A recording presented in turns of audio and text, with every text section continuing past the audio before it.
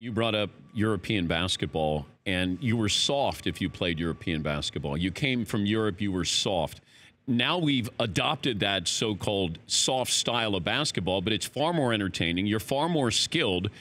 Why were Europeans getting the knock that they were soft when they came over? I think it's the flamboyant way in which they flop and they draw attention to fouls. But I also think it's that, we were taught, when you drive in there, you jump in, you draw a foul, you create contact, you get an and one.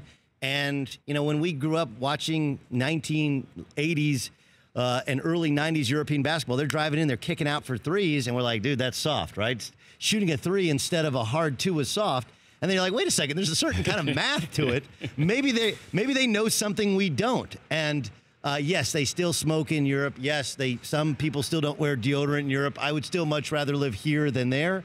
But they were ahead of this three is more than two thing. But was Paul Westhead ahead of? Did he understand European basketball at Loyola Marymount? Was that anywhere? No, that was in terms of pace of play. That wasn't an efficient style.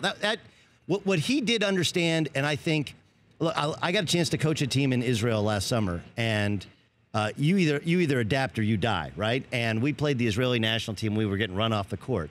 And I was figuring out, what are we doing wrong? And you start to realize that the 24-second shot clock, you have to change the way you coach completely from a 30-second shot clock. In that ball goes in the basket, you pick up and you press three-quarter court so that you don't have to defend nearly as long. And so I think even college coaches have struggled to adjust from 35 to 30. It does change the game. So I think that what Westphal did, going back to Loyola Marymount, was they played tempo. They didn't play defense. That was about they were winning based upon conditioning.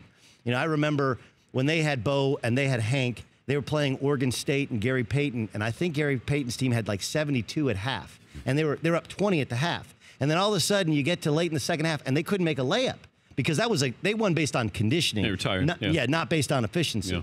So I do think there are some coaches that have been ahead of it. His was more about pace of play and conditioning than it was about the European style per se. The guy, Paul Westphal, Paul Westphal, I think, also captured some of this.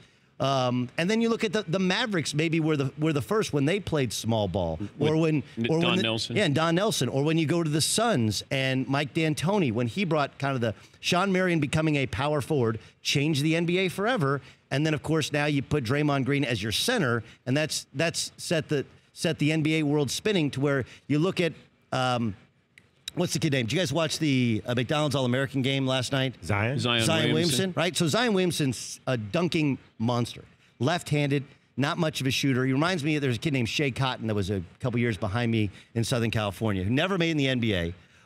He was actually on the cover of Sports Illustrated as he was going to be the first guy to go straight from high school to the NBA. And he actually never made it. But they remind me of each other. And people will say, well, he's 6'5" and Draymond's 6'5", so he could be a small ball center. Do you know how good Draymond is defensively that he can guard 5 positions? That's why Draymond's so good. Offensively, he's okay. He makes enough shots to keep you honest. So everyone in the NBA is searching for a small ball center. They're no longer searching for the 6'11" lurch that sits on your bench and collects dust. For more Dan Patrick Show, tune to Audience Channel 239 on DirecTV or download the Dan Patrick Show app.